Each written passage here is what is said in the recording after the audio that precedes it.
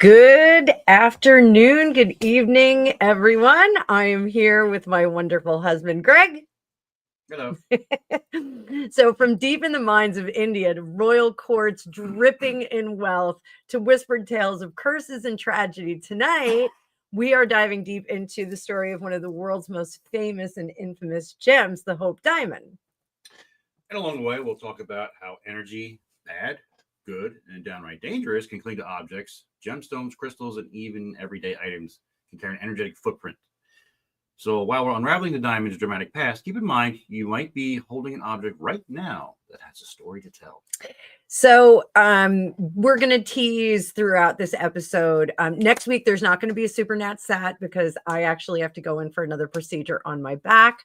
But the 23rd, we are going to have kind of a double feature. We're going to do Super Nat Sat. We'll do it live on that day, I think, too. I think you guys like it when we go live.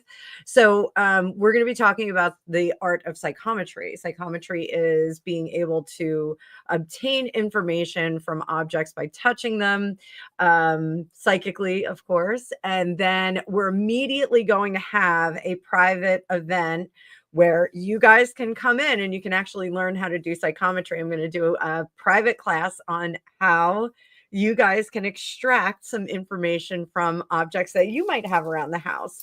I know my mom has this amazing jade lamp that I have my marker on because I told her I want nothing else. I just want the lamp.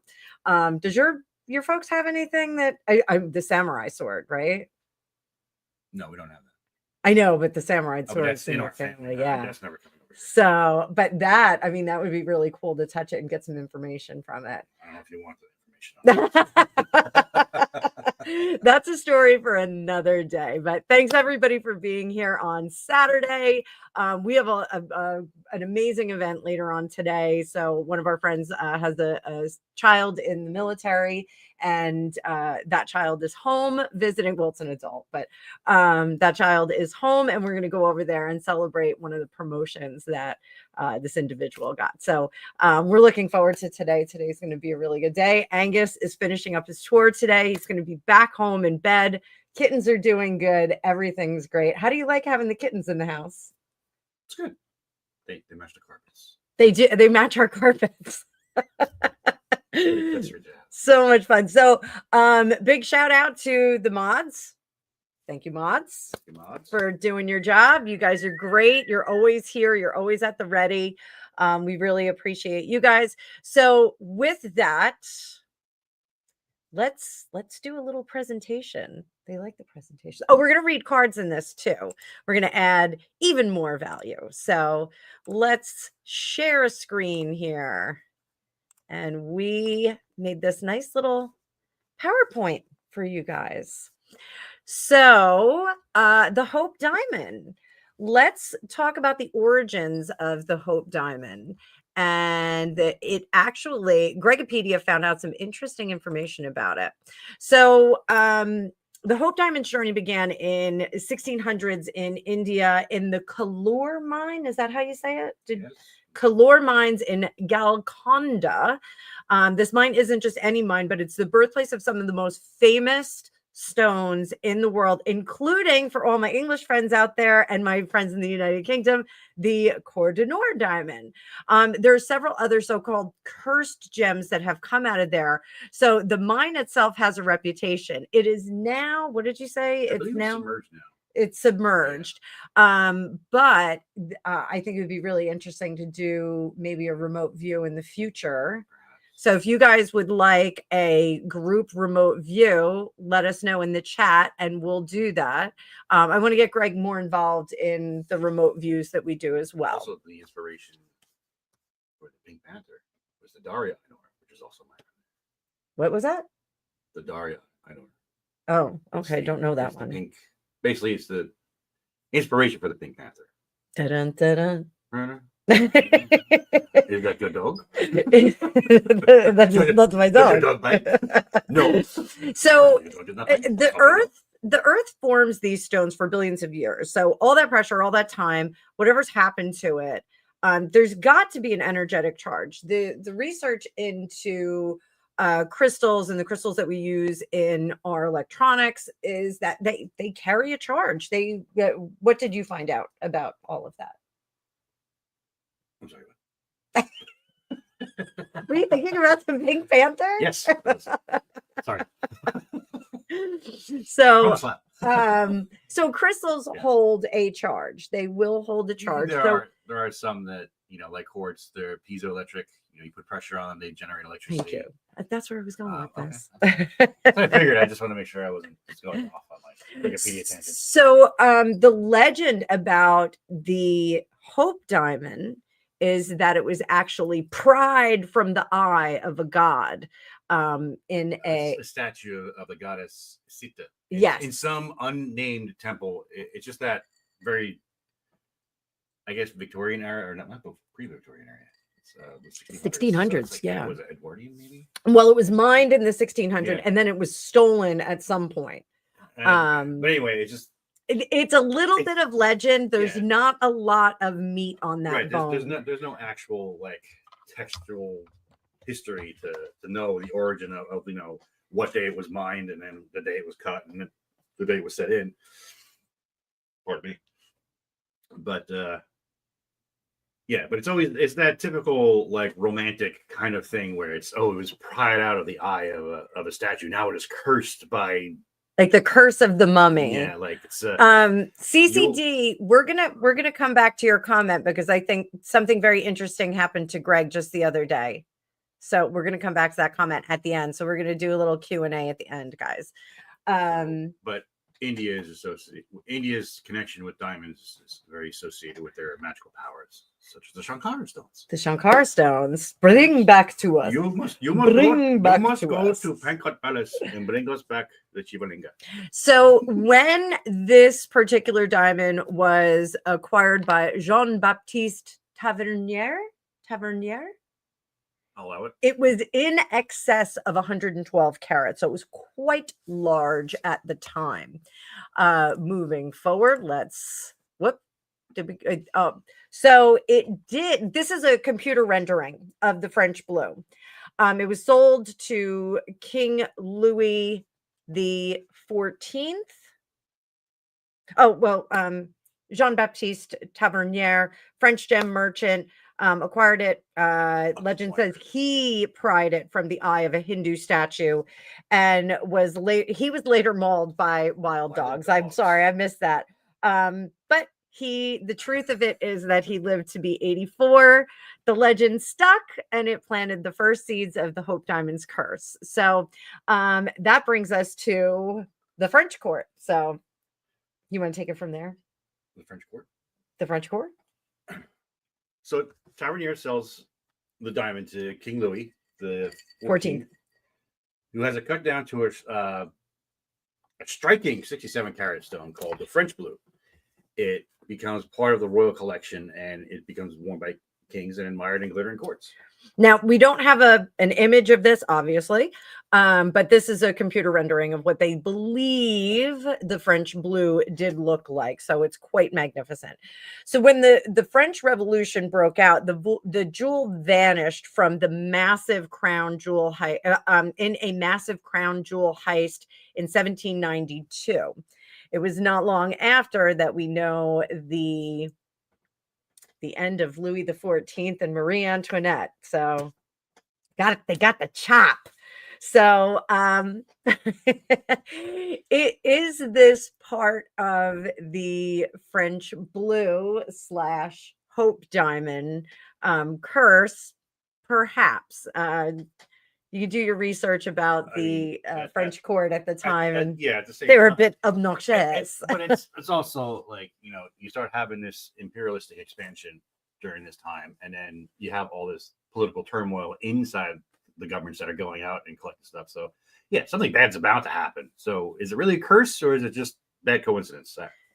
So now Mr. Skeptical here will go that way. I am going to say that the intensity of the French Revolution now is infused in the diamond. And so it's going to carry some of that betrayal and some of that interesting flavor with it. So it's like the Superman crystals? It's like the Superman crystals. Yeah. Well, the crystal skulls are believed to contain information, stuff like that. We're gonna do an episode on the crystal skulls. Don't you worry. And that might even be like a tipsy episode because Dan Aykroyd, who we love, has his crystal skull vodka. So we might do shots of vodka. What? It's Dan Aykroyd. Do it for Dan. Do it for Dan. So it reappears in London. In 1812, a smaller 44-carat blue diamond surfaced in London. It was in the hands of a jeweler named Daniel Eliason. Is that how we say that? Eliason. It's later confirmed to be the French blue, and it had been recut to disguise its identity.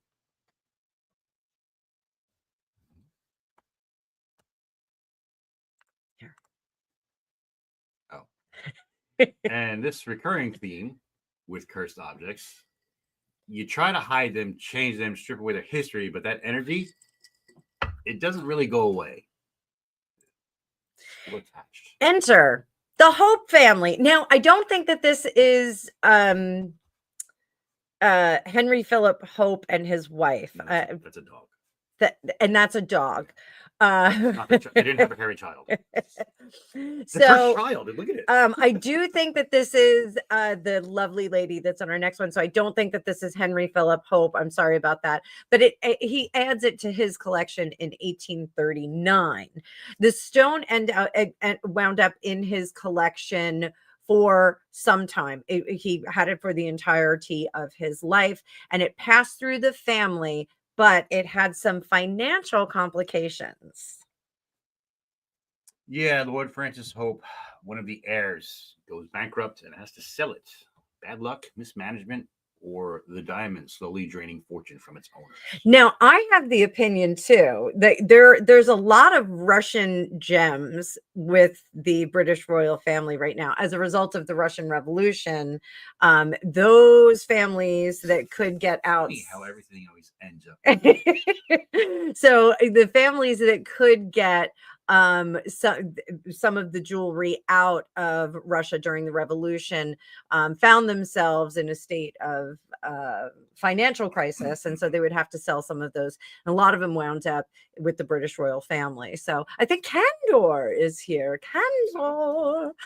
So I guess that's your investment now, maybe not so much. So but like at the same time, you're putting a lot of money into this one tiny little trinket. It doesn't really generate you any money. It's just something you wear. It's so pretty. It's so pretty. And so pretty. All pretty things cost a lot of money. Well, I don't cost a lot of money. Really don't. Angus is so pretty, though. Angus costs a lot of money. He must be gorgeous. So we are now going to find out that the Hope Diamond passed through two notable jewelers, Cartier and Harry Winston. Both had their hands on this gem at one point. So that too adds to the curiosity and interest of it. So we're going to fast forward to the 1900s, and Evelyn Walsh McLean purchased it. You can see she's wearing it in this image. She also let her dogs wear it. She had it all the time. It was sold to her, and Cartier was very clever about how he did this. He actually asked her if she wanted to buy it, and she was like, no, not really. I don't love it. And so he reset it and did some cool things. And then he sent it back to her. And he's like, how about now? And she was like, I don't know. And he's like, just keep it for a little while. Just try it on. I remember when I went to Dorothy's house and she had the jewelry party. Mm-hmm. Do you remember that? So one of my girlfriends invited me over for a jewelry party, and I thought it was going to be like that, costume jewelry, like $20, and you get like an earring necklace set. I was wrong. It was her actual jeweler, and I was kind of embarrassed when I walked in there because I wasn't really expecting that, and I brought my aunt with me, and I was like, oh, I totally thought this was like a different thing. And her jeweler was like, don't worry about it. And he put this $100,000 diamond necklace on me.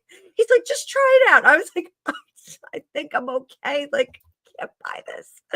So it was it felt so good. It didn't burn at all. But before the end of the night, one of the tennis bracelets went missing, and her dog had taken it, and they found it in his bed. I was like, Dorothy, that is like a great dog trick.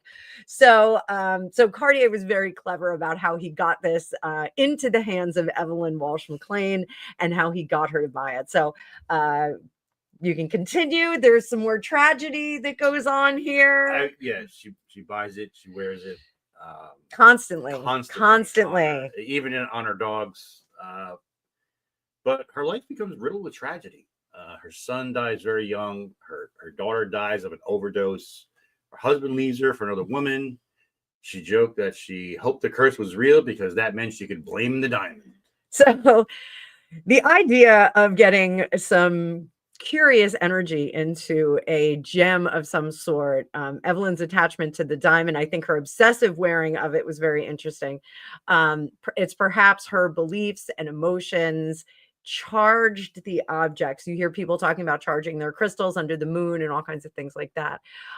So maybe it's like plugging in a battery. Maybe when we wear an object like that, we tune it into us, and then maybe when the next person puts it on, you don't think this had anything to do about the person's personal greed and vanity and focusing more towards that and not on her children, and that's why they perhaps she certainly liked the dog. Yeah, like she give her credit for liking the dog. You like the dog. And then her husband leaves her for another woman. Well, because you're putting jewels on the dog. That's not. I don't think it's a curse of the dog. A curse of the diamond. I think it's just a bad wife. I'm gonna put jewelry on our pets. Okay. Pusheen needs a diamond necklace. Well, Raven has that studded collar, and she has a crown. So now we enter the Smithsonian and modern times. Gregory? So in 1947, Mr. Henry Winston, you can see pictured, he buys the diamond, he tours around the U.S., and then he donates it to the Smithsonian in 1958. He sends it through the mail in a plain brown paper package. And I think it only cost like $2.44 to ship at the time. But it was like $1 million insurance company. It was insured. But it was the first time the U.S. Postal Service was used to courier a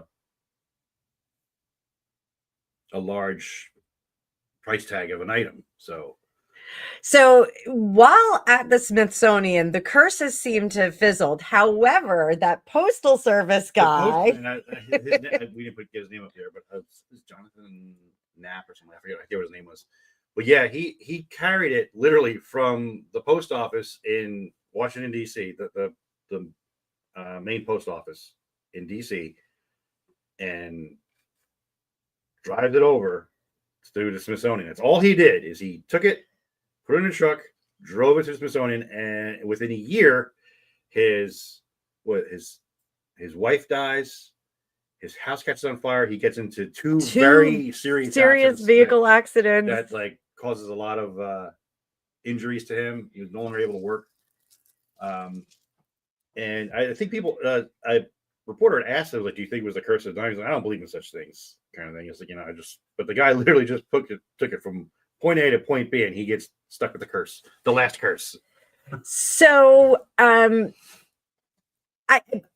thinking that now that it's in a public space, and perhaps someone had the sense to the curse belongs to everyone now. Yes, now the curse belongs to everyone. And it kind of instead of dumping, the United States is in the problems that it is in. Yes, instead of dumping all of its curse onto one individual, perhaps it's sprinkling. So like instead of someone getting into a car accident or their husband leaving them for another person, like your shoelace gets untied, like maybe it's diluted, maybe the curse is diluted, and like you get a piece of spinach stuck in your teeth while you're having lunch on a date. But now that it's also on display, everyone can see it, and maybe it's getting the proper attention it feels it deserves. Oh, you think it's an attention thing? Yes.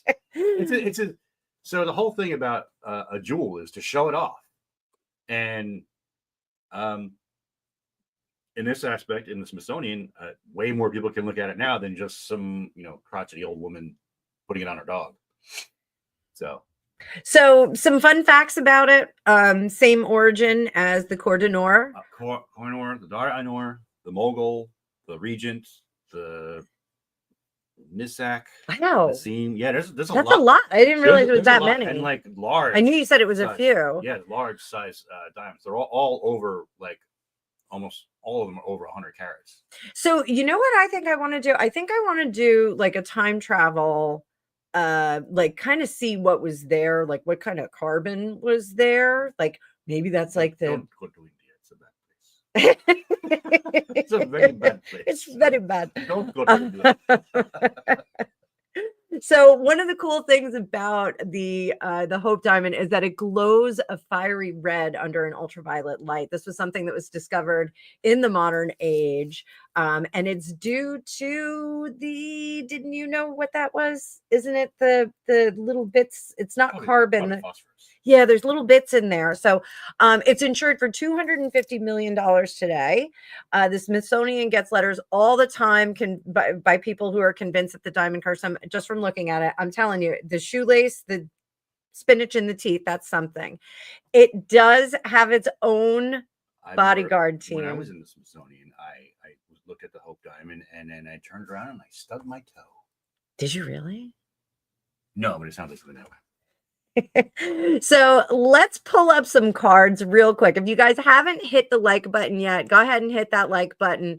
We are going to pull up some cards and let's see if we can swap these two screens out.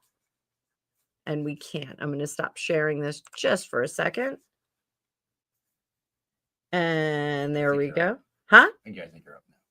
We're up now. So, and we'll use a little not Lenormand. We'll use a little Marseille on this. So, what do the cards say about our Hope Diamond? We're going to see, what we don't see, and what we need to know about it.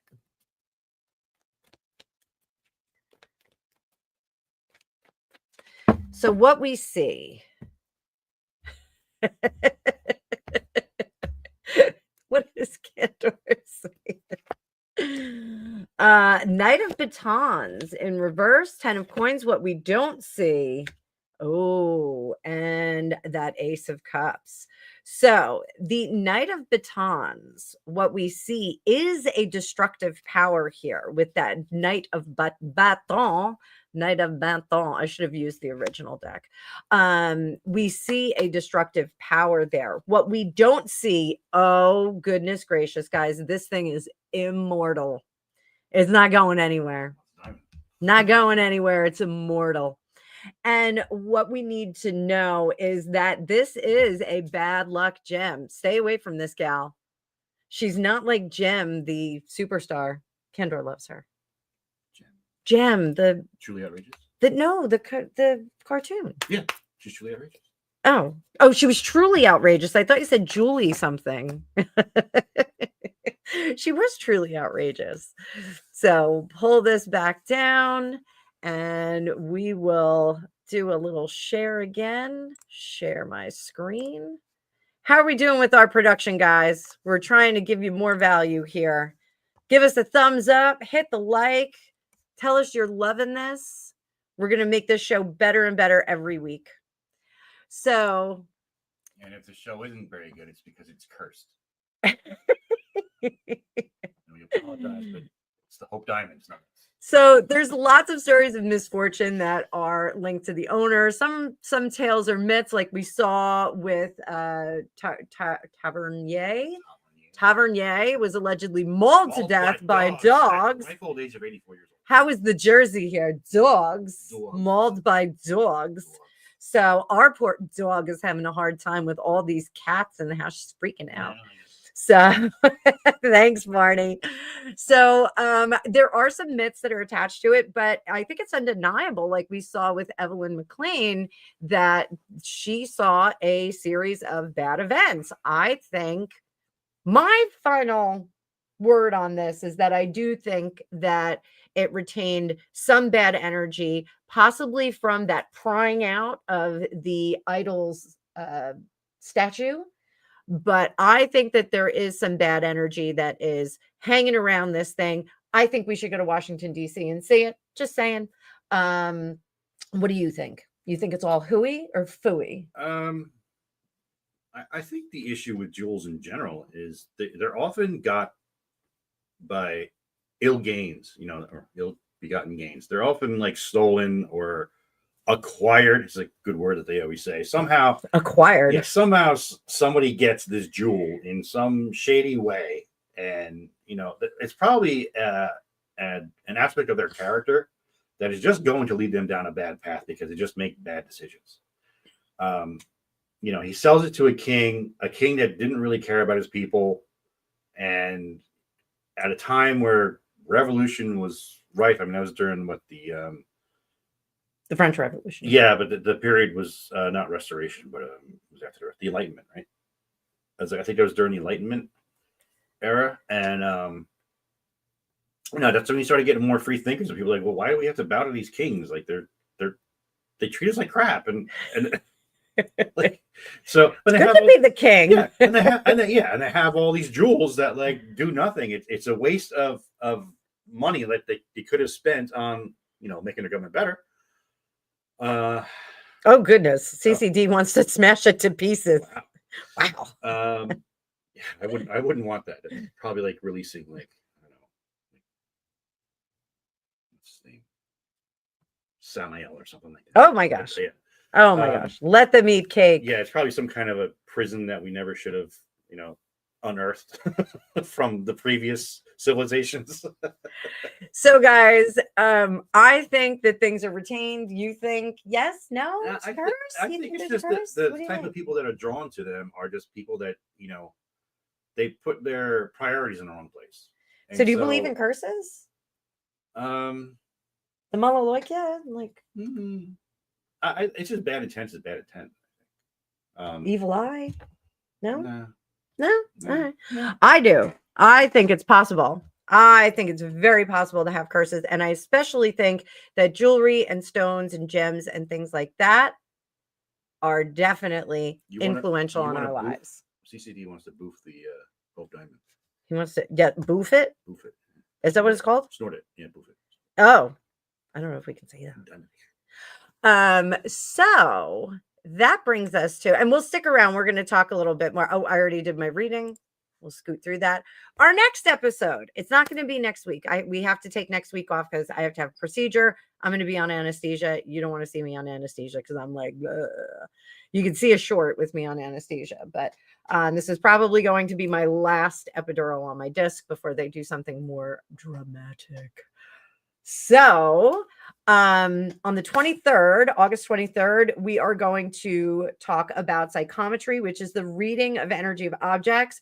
We're going to talk about where this practice came from, who does it to this day, some interesting facts about it. And then we're going to go right into a live private learning event where if you would like to learn how to do something fun and psychic, you can do that. I'll be advertising it for the next couple of weeks. Hopefully we'll get a nice robust class in there. Everybody will bring an object and you'll get to read that object and see what you think about it. So this was fun. So you'll participate in the private event too? I'll be here. The people may want to see you. The people may demand it, Greg. They may demand it. So Not like I'm doing anything. So I did want to address, and we didn't intend to do this. We didn't intend to do like a Q&A, but this is a very interesting thing that CCD said. Did you read it?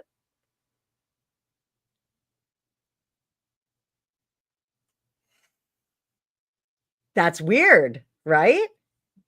Was the girl, when you hugged her, did she morph into a jolly, chubby guy that's got tattoos all over him? So maybe we switch streams.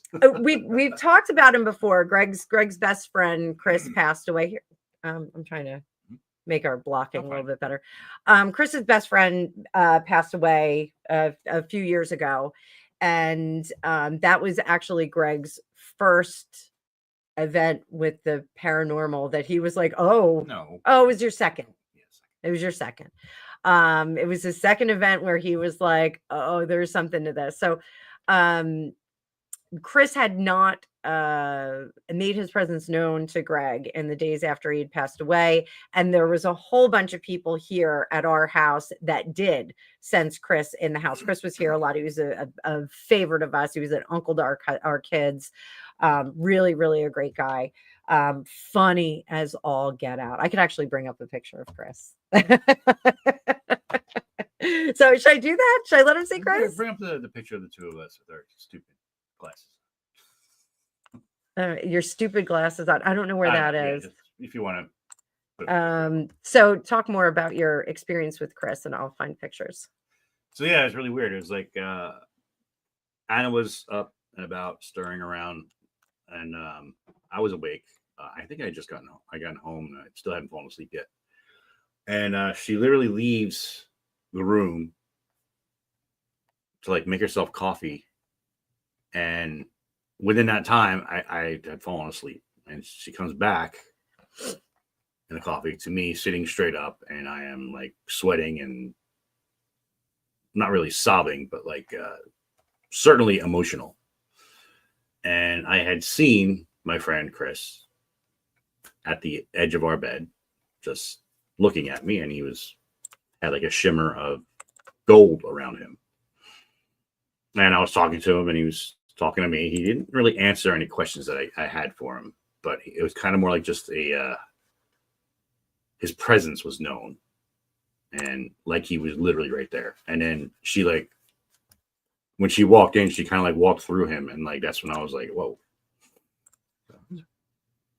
Pretty crazy. So there's more to this. There is. The dream you had, that's the whole reason we're telling this story. The recent one. Yes. Oh, wait, there he is. There he is. That's our Christopher. So the other day, yesterday, was it yesterday? Yeah, yesterday. When I came up from work, Greg was up having his morning beverage, and Greg said to me that he had a dream about Chris, and exactly the same thing that you said, CCD, happened. He hugged him.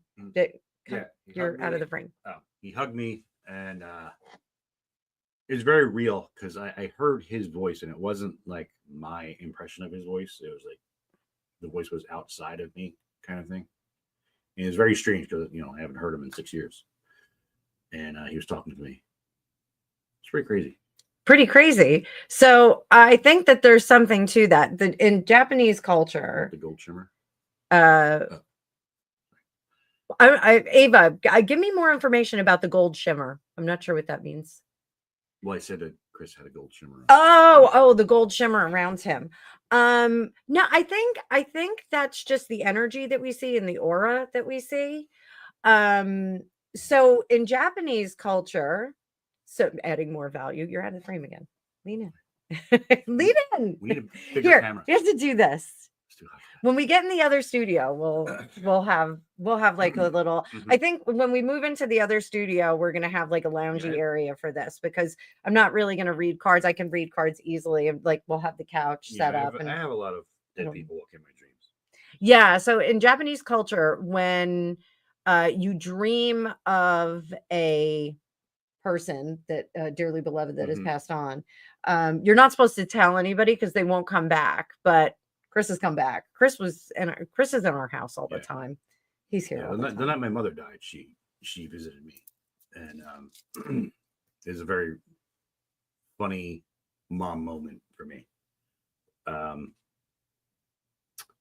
She was just kind of like, well, what do I do now? I was like, I don't know. You gotta go to the other side to see what's over there.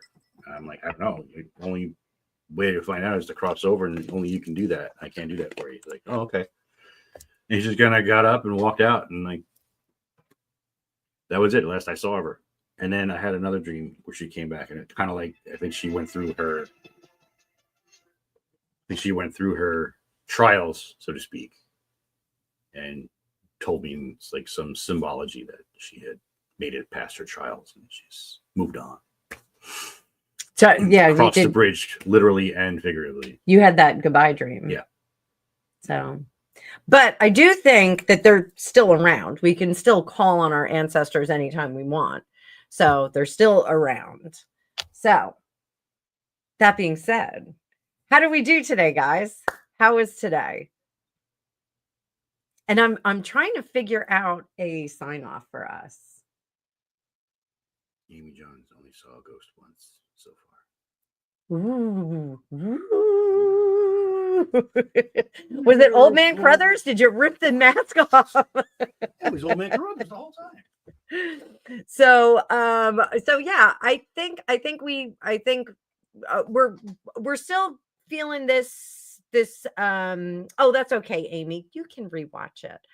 We're still feeling it. We're also streaming to the Psychic News Report, my other channel that is on hiatus. I think I'm gonna put this out there as another thing over there. So we'll see what happens. That's the way the fortune cookie crumbles. Thank you, Rick Paul. Thank you. But we were like, this one, what got generated was keep your crystals cleansed, your diamond sparklings, and your stories supernatural. So I think we're going to try and do, maybe we'll do a production video for you guys when we'll go to Greenlight Cemetery or something like that. We'll do like a little, yeah, we should do that. We'll do a little exploration. So we won't be live next week. Let's put it that way, but we're going to try and come up with something. Oh, wow, Linda. Yeah, what I think we're gonna talk about more spooks on this show. More ghosts and spooks. So it'll be a lot of fun. Like it's just I like we can read tarot on all kinds of people all day long. Oh, wait, now look, we've got Wibbly Wobbly Wanker. Wibbly Wobbly Wanker. Oh, it's Jane. Hi, Jane. That was actually my grandfather came to me. That was what kicked off my psychic abilities. So that kind of stuff happens. So well, we'll take that under consideration, Amy. Amy, that's awesome. That is awesome. Outer limits. I have been remiss on my email. I will check my email. Today we're going to be a little bit busy. Tomorrow morning, I am cleaning Angus's room to get it nice for him coming home in the morning. And then Tortoise Shelly, one of the kittens, is going to a new home tomorrow. So she's going to a very nice family with young kids. And she has an open ticket to come back here if she wants. So, it's totally fine. But, so where was I going with that? I don't know where I was going with that. I was reading the chat. You're reading the chat. Yeah, it's a little hard for us to keep up with the chat, guys. So I just happened to see that CCD thing that went by. So, but we appreciate all of you that came, watched, got spooked out. I'm like obsessed with watching like those haunting videos right now. Like I was cleaning yesterday and I was just obsessed with watching like the haunting videos, like had them on the whole time. It was very fun.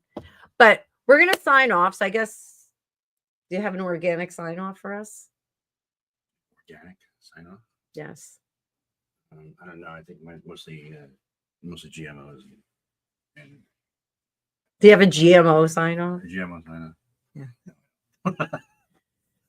Yeah. So we will take recommendations for our sign off, guys. So we will have super, super fun doing this. This is, any ideas and any second questions? Did Greg dream about me? Maybe. So I think when we see people in dreams, I do think that they are our people. Spirits and Justice signing off. Spirits. We're gonna be drinking spirits tonight. So we'll figure it out. We'll figure out a good sign off. But CCD, I definitely think that was someone who was coming to just say howdy do. And that's okay. Like I like that. Was that someone that passed or was it someone I haven't seen in a while? Is it somebody who passed, or was it somebody you hadn't seen in a while? Because if it's somebody you haven't seen in a while, that just means they're thinking about you. But if it's somebody that passed, it means they're trying to communicate with you and give you a warm huggy. And get the $2, Joe. I want my $2. All right. Well, oh, you know what we're going to do? What are we going to do? We're going to sign off with a supernatural kiss. How does that work? Does we need like tentacles or something? No.